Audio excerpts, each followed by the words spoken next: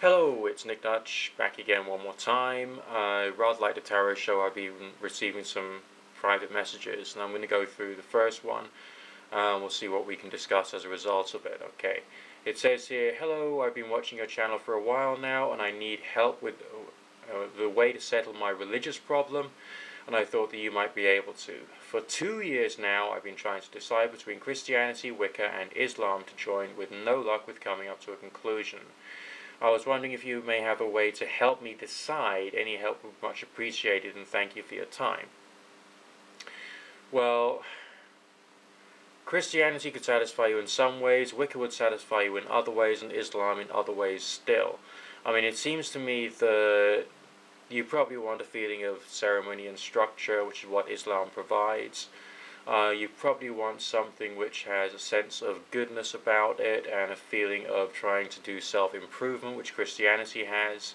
And you've probably got an interest in supernaturalist related subjects, as well as some kind of reverence for nature and the earth, which is what Wicca essentially purports to have. So no wonder you're confused between these three. I notice you didn't throw Judaism for good measure. I mean, that would have been an interesting thing for you to look at anyway, because there's a lot of earth-orientated spirituality there, a lot of mysticism, which would satisfy your desire for something of a mystical spirituality, such as that which is found in Wicca.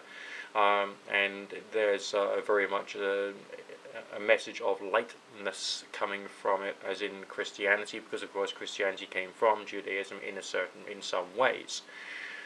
So that is something for you to have a look at anyway. But it seems to me as if you're probably someone much closer to my heart, actually, in that I don't want to be lectured to, I don't want to be controlled, so I can't properly identify with any particular group. I've been through Wicca, and I had some bad experiences there. I've been through Christianity, I have had some bad experiences there. I haven't yet tried Islam. I don't think I want to, but that's beside the point.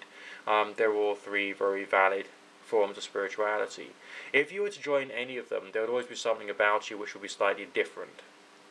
Because from what I think from your message, you're probably someone who wants to be able to think freely for yourself. You don't really want other people to lecture to you, but you still want that feeling of grounding.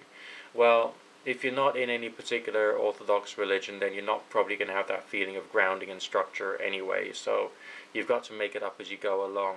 You appear to be, in my opinion, much more of a occult type, spiritualist type individual than necessarily those of a revealed religious nature. I would naturally suggest you look into deism, or deism as you Americans call it, and do try and look out for the works of Thomas Paine, P-A-I-N-E, including The Age of Reason, which I believe is available free of charge as a Google book. So it might be out there on Google for you to have a look at and read freely, and that will show you strong criticisms of Christian literature, including the New and Old Testament, from a particular standpoint, from someone who has chosen to essentially believe in God as creator. I myself don't necessarily care for the concept of a higher power being as creator, because I don't think that necessarily helps you as an individual who's living in this world, in the here and now today. So my higher power concept is a little more complex, and I would say nuanced than that. But I would definitely recommend you have a look at that, and you may even find you're something similar to me. You might want to consider yourself to be a trans-deist, namely someone who practices exercises for either spiritual or supernatural reasons, including religious exercises, and just sees what the heck happens, basically. I mean, that's basically what I am and what I do. I mean, I say that my religious standpoint or my religious beliefs, whatever they are, will change with time, so there's no point in me defining myself in that way. I might as well define myself by the lowest common denominator of my entire life, which I call transdeism. So give that way of thinking a go and see where you can go from there. We're only a couple of minutes into this particular video, so we'll go on to the next one, which is incredibly long, so we won't go into that until the next video.